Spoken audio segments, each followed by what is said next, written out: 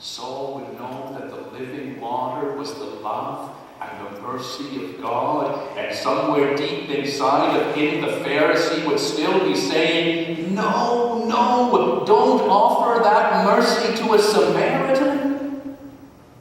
But another part of him saying, yes, that's what God is really like. Or imagine Saul, the Pharisee, hearing about the cleansing of the temple, and inside of him, that which was trained to be a Pharisee would be saying, this is wrong. You can't go into the temple and disturb things. Or imagine when he read the story about Jesus letting the little children come to him and putting his hands on them and blessing them. And as Saul of Tarsus heard these stories over and over and over again, something happened inside of him.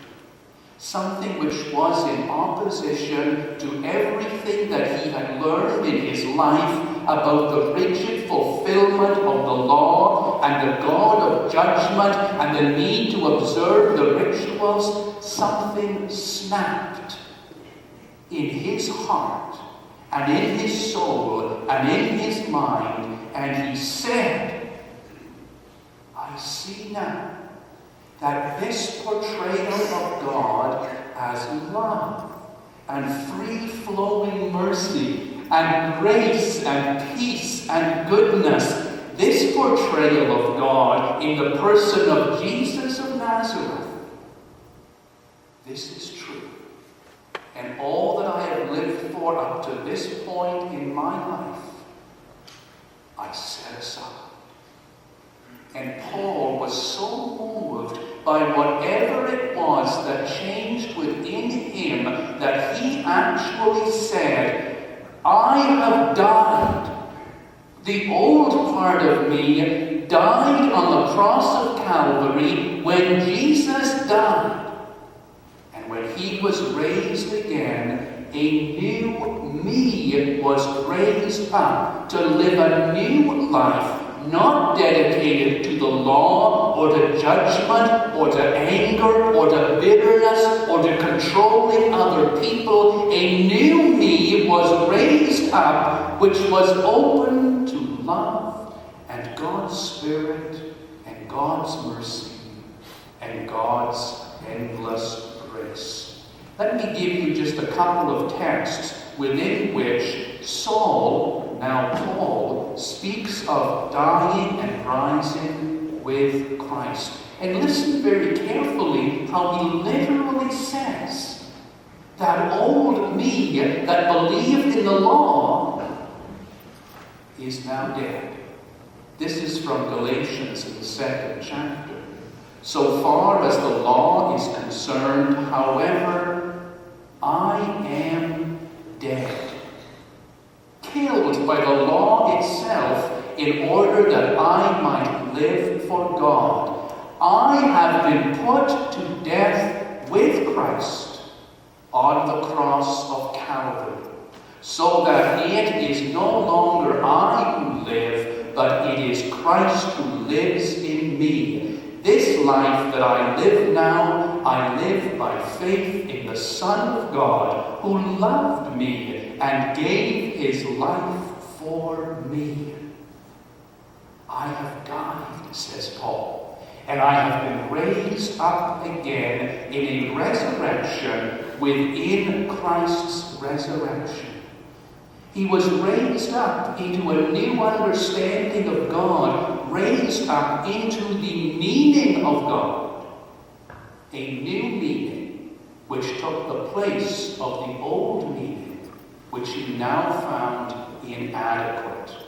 In 2 Corinthians 5 at verse 14, Paul says, we are ruled by the love of Christ, now that we recognize that one man died for everyone, which means that they all share in his death. He died for all, so that those who live should no longer live for themselves, but only for him who died and was raised to life for their sake.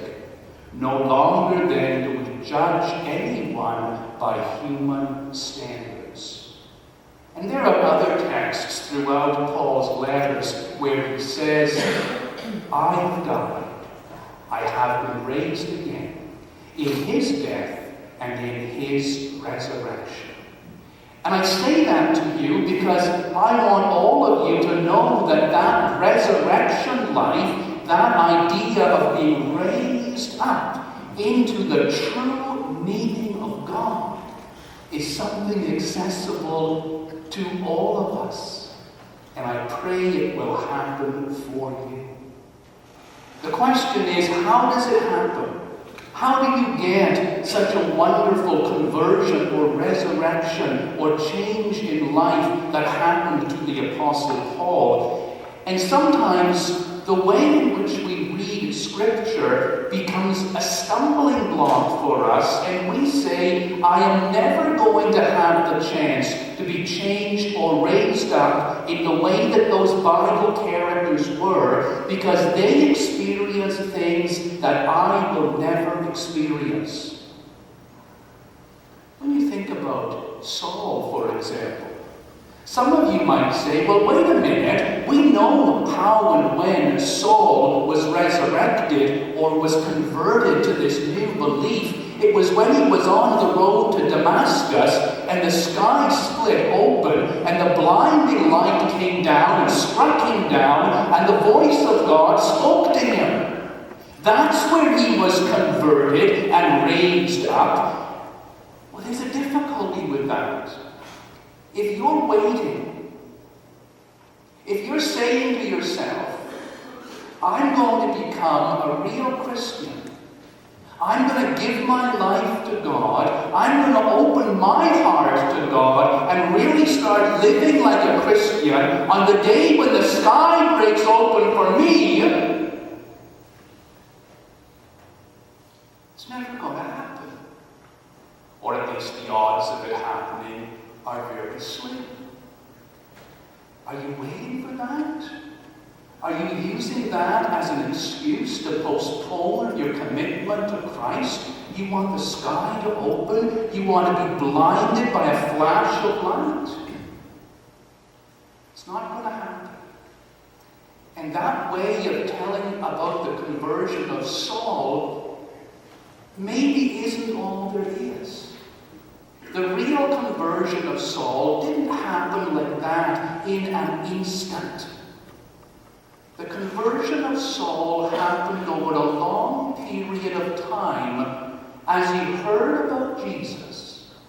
And the conversion happened not in the splitting open of the sky. His conversion happened in his heart, in his soul, in his mind, as he considered deeply and powerfully, who is God? And in the depth of his heart and soul, he came to the slow and difficult conclusion: God is love. God is forgiveness. God is mercy. And on that day, he opened himself and said, now I am born anew. I am resurrected. This is a new life.